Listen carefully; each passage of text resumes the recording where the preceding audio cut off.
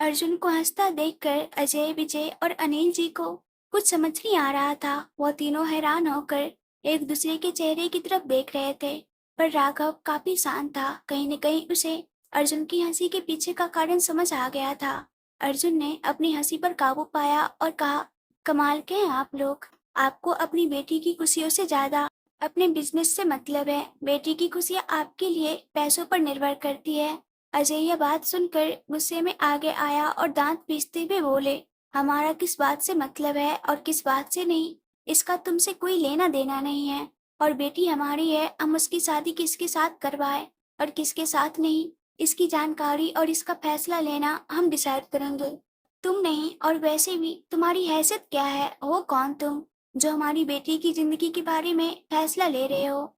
एक अजीब सी मुस्कुराहट के साथ अर्जुन ने जवाब दिया, मैंने सोचा था कि आप बिजनेस के मामले में बहुत ही बड़ी खिलाड़ी हैं, जिनकी याददाश्त कभी कमजोर नहीं होती। लेकिन आप इतनी कमजोर याददाश्त वाले हैं, मैंने कभी सोचा नहीं था। क्या सच में आप मुझे नहीं पहचानते मिस्टर राजपूत? आपको ऐसा लगता है कि मेरा मुकाबला आपसे बिल्कुल नहीं हो सकता? आपकी इसी सोच की वजह से शायद आपकी खुद की बेटी आपके पास नहीं आती। इसलिए तो वह अपने दिल की बात अपने पेरेंट्स से ज्यादा अपने दोस्तों से कहती है। शायद इसलिए उसके दोस्त इतने बड़े हादसे की खबर भी आपको देने में कतरा रहे थे। अगर आपने अपनी बेटी का दिल जीता होता तो शायद वह अपनी खुशियों के बारे में आपको बताती। लेकिन आपको तो उसकी खुशियों से कोई मतलब हो तब तो बताया जाए। अभी भी आपको अपनी बेटी की खुशियों से ज्यादा अपनी बिजनेस की चिंता है। लेकिन आपकी जानकारी के लिए बता दूं मिस्टर राजपूत, मुझसे ऐसी उम्मीद बिल्कुल मत रखिएगा कि मैं अपने प्यार को आपकी बिजनेस की वजह से छोड़ दूंगा। यह दिल का मामला है और दिल पर किसी का जोर नहीं होता। मिस्टर राजपूत गुस्से से खड़े हो गए और चिल्लाकर बोले, तुम हमें जानते नहीं हो, हम किस हद तक जा सकते हैं। मिस्टर राजपूत की गुस्से की आवाज सुनकर अर्जुन को भी गुस्सा आ गया। वह अपनी जगह से खड़ा हुआ और गुस्से से चिल्लाया, मुझे आपके बारे में सब कुछ पता है कि आप किस हद तक जा सकते हैं और किस हद तक किसी को इमोशनल ब्लैकमेल कर सकते हैं। लेकिन मेरी शिवांगी आपके इमोशनल ब्लैकमेलिंग में नहीं आएगी। अर्जुन टेबल की साइड से घूमकर दरवाजे के पास जाकर खड़ा हो गया। जैसे ही वो दरवाजा खोलने वाला था, अचानक से उसने दरवाजा फिर से बंद किया। राजपूत ब्रदर की तरफ देखते हुए बोला, आपकी बड़ी बेटी के साथ क्या हुआ था मुझे अच्छे से पता है। अर्जुन ने इतना कहा और वहां से बाहर निकल गया। अर्जुन के मुंह से बड़ी बेटी शब्द सुनकर ही अजय जी के पैरों के नीचे मानो जमीन ही न रही हो। वो कुर्सी पर किसी कठपुतली की तरह बैठ गए। उन्होंने कभी उम्मीद नहीं की थी कि जो सच उन्होंने पूरी दुनिया से छुपा रखा था, आज वह सच इस तरह से बाहर आ रहा था। उनके हाथ कांप रहे थे। वह कपकपाती हुई आवाज में बोले, विजय, यह सच बाहर नहीं आने देना है। अगर यह सच बाहर आया तो बहुत कुछ बिखर जाएगा। मिस्टर राजपूत से मुलाकात करने के बाद अर्जुन वापस से शिवांगी के रूम में आया।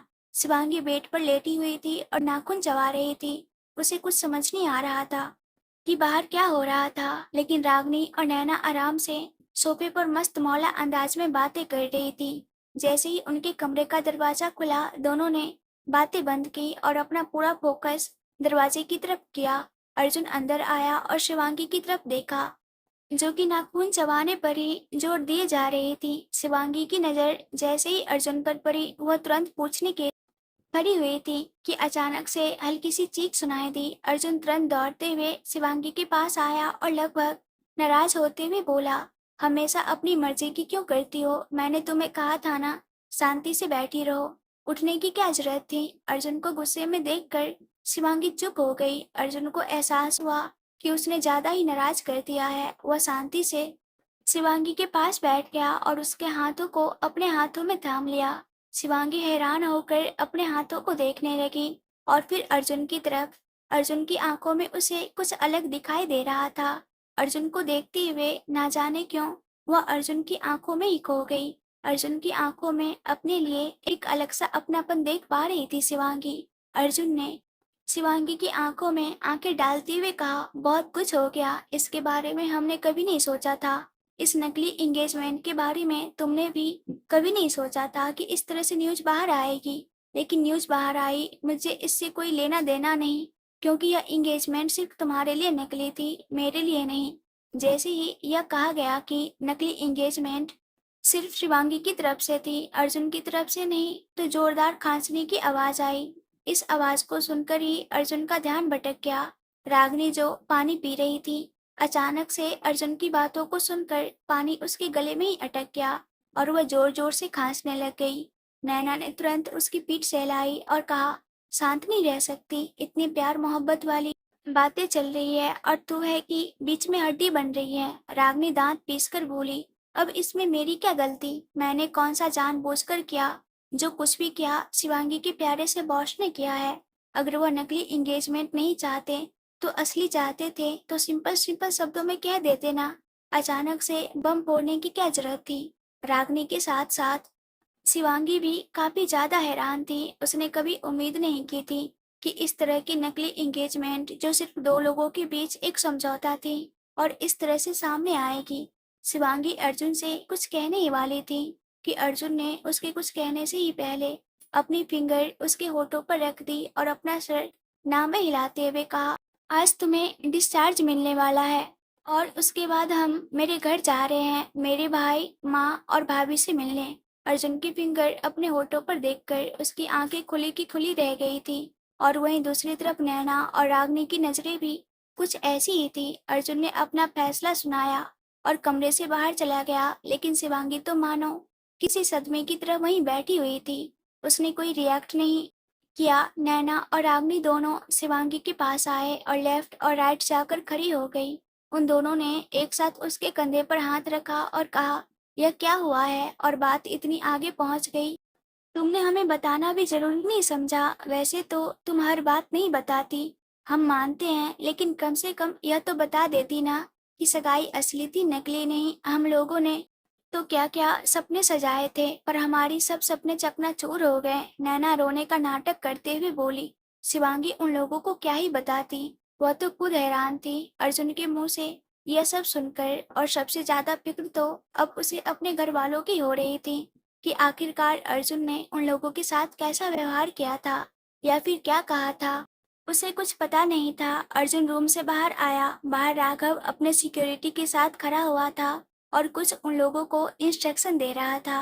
राघव ने जैसे ही उन लोगों को इंस्ट्रक्शन दिया, वैसे ही वो वापस अर्जुन के पास आकर खड़ा हो गया। अर्जुन बोला, राघव, किसी भी हालत में तीनों राजपूत में से किसी को भी शिवांगी से मिलने नहीं देना है। लेकिन तुम क्या करने की कोशिश कर रहे हो? राघव ने पूछा, क्योंकि चेहरे के एक्सप्रेशन देखकर राघव को कुछ ठीक महसूस नहीं हो रहा था। मैं दिल्ली वापस जा रहा हूँ, बिना बात घुमाए अर्जुन ने साफ साफ शब्दों में कहा। अर्जुन की बात सुनकर राघव हैरान होकर बोला, क्या दिल्ली? पिछली बार तुम दिल्ली गए थे भाई की शादी में और माँ ने कहा था ना, अगर इस बार दिल्ली आए तो तुम्हारी शादी करके ही भेजेंगे। तो तुम फिर से दिल्ली क्यों जा रहे हो? क्योंकि तुम्हारा तो दूर दूर तक शादी करने का कोई इरादा नहीं है। सही कह रहे हो, मेरा दूर दूर तक कोई नाता नहीं था शादी करने का। लेकिन इसका मतलब यह नहीं कि मैं पूरी लाइफ टाइम तक शादी नहीं करूंगा। और वैसे भी लड़की मैंने पसंद कर ली है और उन्हीं को मिलवाने के लिए घर ले जा रहा हूँ। इसलिए पूरी सिक्योरिटी का ध्यान तुम्हें रखना है, क्योंकि इस बार जो होगा वह कोई आसान नहीं होगा। कुछ सोचते हुए अर्जुन बोला। राघव अर्जुन की बातों को समझ नहीं पाया, लेकिन जिसके बारे में अर्जुन बात कर रहा था उसके बारे में वह बखूबी समझ गया था। तो शिवांगी को लेकर जा रहे हो? बिल्कुल, इसलिए तो कह रहा हूँ, सिक्योरिटी का पूरा ध्यान रखना। कब कहाँ और क्या हो जाए किसी को कुछ पता नहीं है, और इस बार तो दुश्मन वह है जो पीठ के पीछे हमेशा से वार करते हैं। अर्जुन ने कहा, तुम चिंता मत करो, मैं सब संभाल लूंगा, राघव ने कहा। उसी वक्त अर्जुन का फोन रिंग करने लगा। तो अर्जुन राघव को वहां का अच्छे से ख्याल रखने का बोलकर अपना फोन पिक करने के लिए दूसरी साइड चला गया। फोन किसी और का नहीं बल्कि अर्जुन की भाभी का आ रहा था। जैसे ही अर्जुन ने फोन पिक किया, दूसरी तरफ से घबराई हुई आवाज आई। हेलो। अपनी भाभी की घबराई हुई आवाज सुनकर अर्जुन ने कहा, क्या हुआ भाभी? आप इतनी घबराई हुई क्यों लग रही है? सब कुछ ठीक तो है ना वहाँ पर? यहाँ पर सब कुछ ठीक है, लेकिन मुझे आपसे कुछ और बात करनी थी, इसलिए आपको जल्दीबाजी में फोन किया मैंने। गायत्री बोली। जल्दीबाजी में क्यों? क्या बात करनी थी आपको? मुझे अपनी बहन के बारे में बात करनी है। बहन? क्या मतलब? बहन का जिक्र होते ही अर्जुन के कान सीधे हो गए। अर्जुन, तुम जानते हो ना, मेरी बहन मुंबई में है। हाँ भाभी, मैं जानता हूँ, कि आपकी बहन मुंबई में है और भला मैं उस इंसान को कैसे भूल सकता हूँ जिसने मेरी फोन पर इंसल्ट की थी। लास्ट की लाइन अर्जुन ने धीरे से कही थी, जो गायत्री ने सुनी नहीं थी। मेरी बहन की जान खतरे में है और मुझे तुम्हारी इसी काम में मदद चाहिए।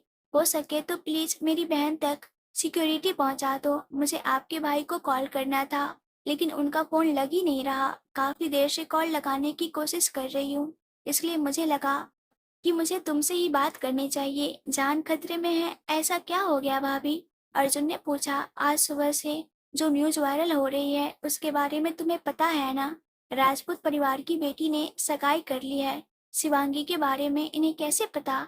अर्जुन खुद से बोला और फिर अपनी भाभी से कहने लगा, राजपूत परिवार की बेटी ने सगाई कर ली है, उनका आपसे क्या लेना देना है? लेना देना है अर्जुन, क्योंकि वही मेरी बहन है शिवांगी राजपूत। व्हाट?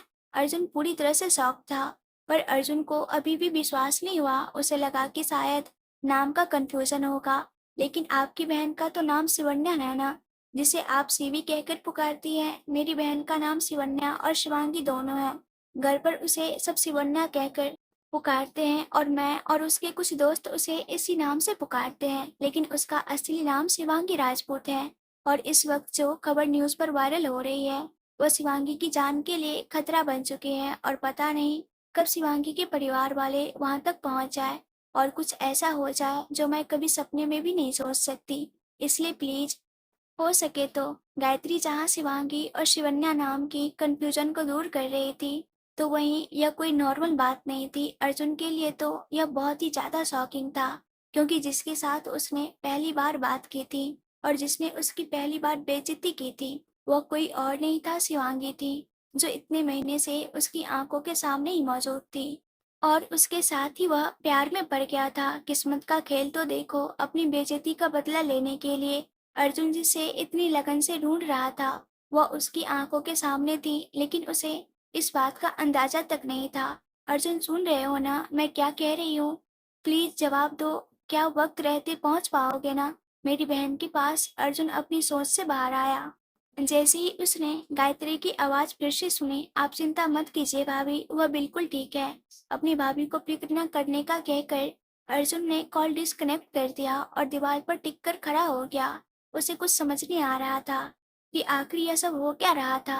दूसरी तरफ तीनों राजपूत ब्रदर अस्पताल से जा चुके थे और इस वक्त वह अपने मुंबई बने हुए मेंशन में ही रुके हुए थे। लिविंग रूम में बैठे हुए तीनों भाई एक दूसरे से बात कर रहे थे। अजय जी ने कहा, मैंने तो तुम्हें कहा था विजय अपनी बेटी को लगाम लगा कर रखो, लेकिन नहीं, अपनी बीवी की बात सुनकर तुमने अपनी बेटी को खुले आसमान में उड़ने दिया। देख लिया नतीजा। माफ कर दीजिए भाई साहब, मुझे सच में इसका अंदाजा नहीं था कि ऐसा कुछ हो जाएगा। विजय जी बोले, कैसे नहीं था? तुम भूल रहे हो हमारे खानदान की एक और बेटी थी, उसने भी ऐसा ही कदम उठाने की कोशिश की थी और उसके साथ क्या हुआ था तुम्हें अच्छे से पता है। और वो आज का आया हुआ लड़का हमें उसकी धमकी दे रहा है। और तुम्हें तो पता है आज तक हमारे खानदान में किसी को भी हमारी बड़ी बेटी के साथ क्या हुआ है कुछ पता नहीं। यहाँ तक कि शिवांगी को भी इस बारे में कानो कान खबर नहीं है। शिवांगी को आजादी चाहिए, लेकिन अपनी बड़ी बहन के बारे में उसे भी कुछ पता नहीं है। अगर उसे पता चला तो वह आजादी नहीं, हमेशा हमेशा के लिए दूर हो जाएगी। हमें इस कल के आए हुए लड़के को सबक सिखाना होगा। हम इस तरह से शिवांगी को अपने आप से दूर नहीं जाने दे सकते। और तुम तो जानते हो ना शिवांगी का हमारे साथ रहना कितना जरूरी हो गया है। हमारा बिजनेस लॉस में जा रहा है और इस वक्त सिर्फ शिवांगी का सहारा ही हमें बचा सकता है। अगर शिवांगी की शादी हमारे बिजनेस पार्टनर से हो जाए तो सब ठीक हो जाएगा। लेकिन भाई, आपने तो कहा था कि शिवांगी की शादी हमारे बिजनेस पार्टनर के बेटे से होगी, विजय जी ने पूछा।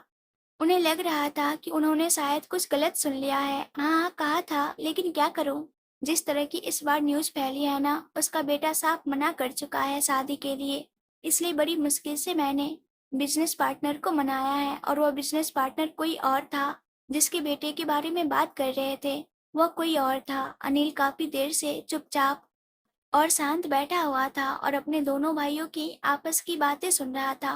लेकिन जब उसने अपने भाई अजय की बात सुनी तो हैरान रह गया। मतलब कि उसका भाई बिजनेस और पैसों के लिए अपनी ही खुद की भतीजी के साथ ऐसा कर सकता था। वो किसी बुड्ढे के साथ उसकी शादी करने के लिए कह रहा था।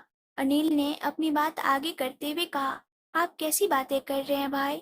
मानते हैं कि पैसा सब कुछ होता है, लेकिन ऐसा पैसा किस काम का जिसकी वजह से हमारी बेटी की खुशियाँ ही खो जाए।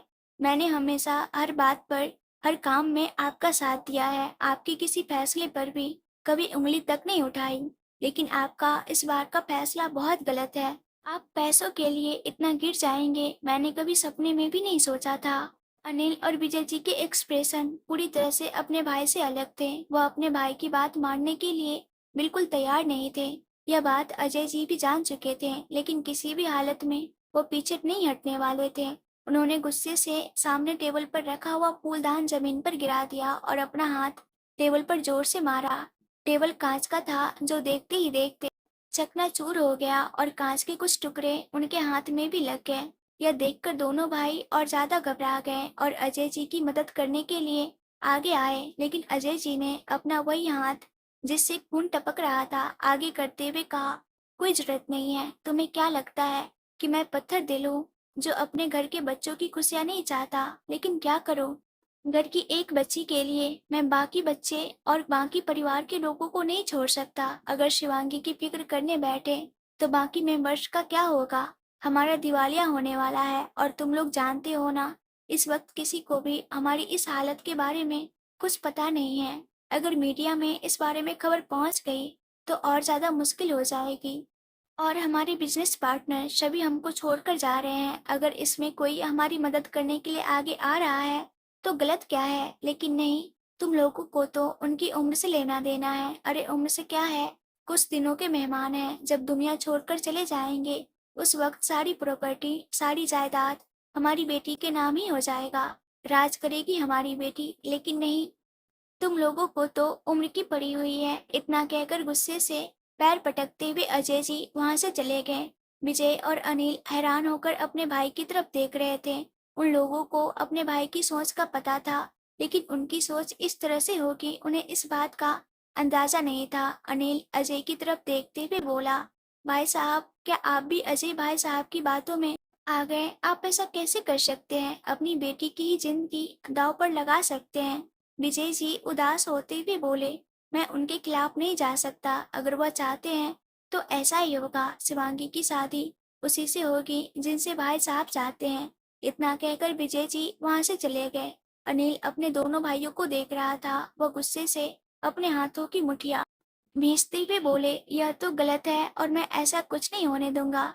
मैंने अपनी बड़ी भतीजी को तो खो दिया क्योंकि उस वक्त मैं यहाँ पर नहीं था, तो कुछ नहीं कर पाया, लेकिन अपनी एक और भतीजी इनके साजिश में बलि नहीं चढ़ने दूंगा। कहते हैं ना, वक्त का पहिया कभी नहीं रुकता। कभी वक्त अच्छा होता है और कभी वक्त खराब। शिवांगी के परिवार में सभी लोग ऐसे नहीं थे। किसी की सोच थी पुरानी और किसी की सोच पैसों पर रुकी हुई थी और किसी की सोच अपनी थी, वक्त के साथ बदलने वाली। कुछ ऐसी ही सोच थे अनिल राजपूत। उन्होंने अपना फोन निकाल कर एक नंबर डायल किया, मुझे जल्द से जल्द अपनी भतीजी की मंगेतर की खबर चाहिए, फोटो मैं तुम्हें भेज रहा हूँ। लेकिन सर, इतनी जल्दी नहीं हो पाएगा। फोन की दूसरी तरफ से आवाज आई, मैं तुम्हें मुंह मांगी कीमत देने के लिए तैयार हूँ, बस मुझे रिपोर्ट जल्दी चाहिए। किसी की जिंदगी का सवाल है। इतना कहकर अनिल जी ने कॉल कट कर दिया और तुरंत अपने फोन में खींची हुई अर्जुन की फोटो को किसी को सेंड कर दिया। अनिल जी ने यह फोटो हॉस्पिटल में ही खींची थी जब वह अर्जुन से बात कर रहे थे। फोटो भेजकर अनिल जी ने फोन वापस अपने पॉकेट में रखा और खुद से कहा, मानती हूँ भाई कि आप हमारे परिवार के बारे में सोच रहे हैं, लेकिन अपने उस परिवार को बचाने के लिए आप शिवांगी की बलि देंगे, और वह भी इस तरह से, यह तो मैं भी नहीं चाहूंगा। ये भी मानता हूँ कि शिवांगी ने हमारी मर्जी के खिलाफ जाकर सगाई की है, मर्जी के खिलाफ जाकर प्यार किया है। लेकिन प्यार करना गलत नहीं है, पर आपने उस प्यार को तो गलत नाम दे दिया। कोई शिवांगी का साथ दे या फिर ना दे, लेकिन शिवांगी का यह चाचा उसका साथ जरूर देगा, और अपनी भतीजी के लिए मुझे आप लोगों के खिलाफ जाना पड़े तो भी जाऊंगा। हॉस्पिटल में डिस्चार्ज पेपर तैयार हो चुके थे। शिवांगी को डिस्चार्ज भी मिल चुका था। शिवांगी व्हील चेयर पर बैठी हुई थी और अर्जुन उस व्हील चेयर को लेकर जा रहा था। नैना और आग्नि दोनों शिवांगी के साथ ही थे और आगे आगे चल रहे थे, लेकिन ध्यान उन दोनों का पीछे भी था और मुस्कुरा रही थी। दोनों साथ ही साथ शिवांगी और अर्जुन को देखकर धीरे धीरे बातें भी कर रही थी। शिवांगी को इस बात का अंदाजा था कि वह दोनों क्या कर रही है, लेकिन कुछ नहीं कर सकती थी क्योंकि आसपास अर्जुन की पूरी सिक्योरिटी टीम थी। अस्पताल के बाहर गाड़ी में अर्जुन ने शिवांगी को बाहों में उठाया और उसे गाड़ी में बिठा दिया। व्हील चेयर को पीछे की सीट पर रख दिया। नैना और रागनी ने जब शिवांगी को बैठता हुआ देखा तो दोनों यह सोचने लगी कि वह कहाँ बैठेंगे, लेकिन उनकी प्रॉब्लम का सॉल्यूशन लेकर अर्जुन ने कहा, मैं आगे की सीट पर बैठ जाता हूँ, तुम दोनों अपने दोस्त के साथ बैठ जाओ। यह सुनकर दोनों के चेहरे की मुस्कान होठों से कानों तक पहुंच गए और वह तुरंत बिना आगे पीछे देखे जाकर शिवांगी के इर्द गिर्द जाकर बैठ गई। शिवांगी ने दोनों की तरफ देखते हुए कहा, क्या तुम दोनों भी मेरे साथ चल रही हो? दोनों एक साथ बोली, क्यों, अकेले जाने का इरादा है क्या? यह सुनकर शिवांगी दांत पीसकर बोली, क्या मतलब अकेले जाने का इरादा है? रागनी बोली, नहीं और तो क्या, अगर तू कहती है तो हम अलग से आ जाएंगे, हमें कोई प्रॉब्लम नहीं है। क्यों नैना, सही कहा ना मैंने? बिल्कुल बिल्कुल, अगर शिवांगी चाहती है तो हम दूसरी गाड़ी में आ जाएंगे, हम कबाब में हड्डी थोड़ी बनना चाहते हैं। नैना की बात सुनकर शिवांगी ने जोर से नैना के कमर पर चिकोटी काटी। नैना हल्की सी चिल्लाई और दांत पीसकर बोली, यह क्या था? यह तुम्हारी सजा है, शिवांगी दांत दिखाकर बोली। सभी की इस तरह की नोकझोंक देखकर अर्जुन के चेहरे पर मुस्कान आ गई और वह भी जाकर अपनी गाड़ी में बैठ गया। गाड़ी अभी स्टार्ट होने ही वाली थी कि अचानक से एक सिक्योरिटी गार्ड दौड़ता हुआ आया। सिक्योरिटी गार्ड को देखकर अर्जुन गाड़ी से बाहर निकल आया और गाड़ी के शीशे को बंद करके सिक्योरिटी गार्ड की तरफ देखने लगा। सिक्योरिटी गार्ड ने कहा, बॉस, कोई मैडम से मिलने आया है और अपने आप को मैडम का चाचा कह रहे हैं। शिवांगी ने सिक्योरिटी गार्ड और अर्जुन की बात नहीं सुनी थी क्योंकि अर्जुन सिक्योरिटी गार्ड की बात सुनने के लिए बाहर आ गया था और गाड़ी के शीशे बंद थे, जिसकी वजह से आवाज अंदर नहीं जा पाई थी। ठीक है, चलो मैं देखता हूँ कौन है चाचा, अर्जुन ने कहा और सिक्योरिटी गार्ड के साथ वहां से चला गया। नैना और रागनी दोनों शिवांगी से पूछने लगे, जीजू कहाँ गए हैं? कौन से जीजू और कहाँ के जीजू? शिवांगी इरिटेट होकर बोली, कौन से और कहाँ के क्या? वही जो अभी हमें लेकर जा रहे हैं, जिन्होंने नकली सगाई तो की थी लेकिन असली बन चुकी है, तो हमारे वही जीजू हुए ना। और वैसे भी तू उन्हें पसंद करे या ना करे, लेकिन हमें वह बहुत पसंद है तेरे लिए, इसलिए हमारी बात मान और बिना ना नुकुर किए शादी कर ले, रागनी ने कहा। शिवांगी घूर कर रागनी की तरफ देखने लगी। सिक्योरिटी गार्ड के बीच घिरा हुआ अर्जुन उस आदमी के पास पहुंचे जिसके बारे में सिक्योरिटी गार्ड ने कहा था। अर्जुन ने सामने देखा तो वहां पर अनिल राजपूत खड़े हुए थे। अनिल राजपूत को देखकर अर्जुन को थोड़ी सी हैरानी हुई क्योंकि जहां तक उसने सुना था कि हर काम में तीनों भाई एक साथ होते थे। अनिल राजपूत को देखकर अर्जुन ने मुस्कुराते हुए कहा, क्या हुआ मिस्टर राजपूत, मैंने कभी उम्मीद नहीं की थी कि आप तीनों भाई कभी अकेले भी किसी से मिलने जाएंगे। अनिल राजपूत को बात घुमाने की आदत नहीं थी, वह सीधा पॉइंट पर आते हुए बोले, मुझे तुम्हारे बारे में सब कुछ पता चल चुका है और यह भी पता चल चुका है कि तुम शिवांगी से क्यों शादी करना चाहते हो, लेकिन बस मैं इतना चाहता हूँ कि हमसे बदला लेने के लिए तुम शिवांगी के साथ कुछ मत करो। अर्जुन हंसते हुए बोला, आपको क्या लगता है कि मैं आपकी तरह हूँ, किसी और की फीलिंग्स का सहारा लेकर उससे बदला लूं? मैं बदला सीधे सीधे भी ले सकता हूँ, मुझे इसके लिए शिवांगी के दिल को तोड़ने की कोई जरूरत नहीं है। मैं शिवांगी से प्यार करता हूँ, हाँ नाराज हूँ क्योंकि उसने अपना सच छुपाया, लेकिन कहीं न कहीं उसकी भी गलती नहीं है। नाम तो उसने अपना सही बताया था, मैंने ही ज्यादा ध्यान नहीं दिया था, तो इसका मतलब ये नहीं कि हमारे परिवार से बदला लेने के लिए तुम शिवांगी का इस्तेमाल। अनिल की बात पूरी हो पाती अर्जुन बीच में बात काटते हुए कहा, बिल्कुल नहीं, मुझे पता है शिवांगी आप लोगों से बिल्कुल अलग है, और वैसे भी जिस वक्त का यह बात है उस वक्त तो शिवांगी यहाँ पर मौजूद ही नहीं थी, उसे खुद इस बात का एहसास नहीं है। जब उसे बात ही नहीं पता तो मैं भला उसे इस बात के बीच में लेकर ही क्यों आऊंगा?